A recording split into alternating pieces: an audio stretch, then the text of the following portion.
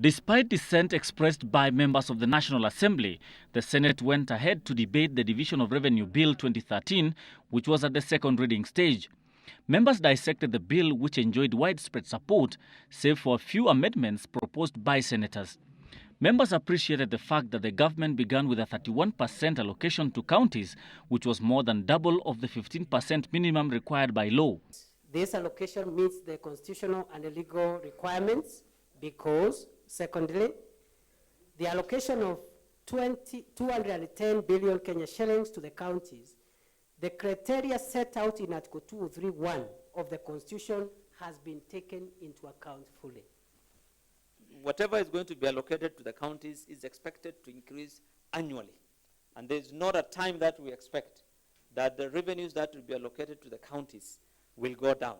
But the rationale used by Treasury, the Transition Authority and the CRA to arrive at the figure of 210 billion shillings for county governments was put to question, with claims that the Transition Authority may have used historical costings to determine what to give to the counties. We realize that there is nothing much which has been done by the Transition Authority. The Treasury is using historical costs in terms of how functions they used to run in various districts, compounding them together and have a basis. But it's important to have that historical basis, but it's not enough. Of concern to the members of the Senate was how the system intends to fund functions that were transferred from the national government to the county governments, with reports emerging that the Ministry of Devolution and Planning was allocated 68 billion shillings without clear guidelines on what the money is for. This money remains the money or the revenues of the national government. It is given to the counties on conditions. If they don't meet those conditions, they don't use that money.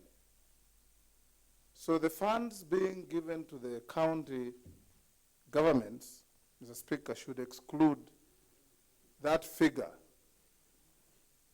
that is a conditional allocation. That after discussing this with the Treasury and the other bodies like CRA and so on, we are convinced definitely that an amendment to the bill is important, and the details of the figures will come when they do come before the House.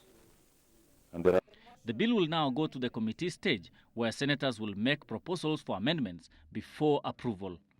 Now, being the House that is mainly charged with the responsibility of overseeing the success of the county governments, the Senate will be making major proposals at the committee stage for the fund allocated to the county governments to be increased from the 210 billion shillings to 230 billion shillings if the county governments are to function as intended.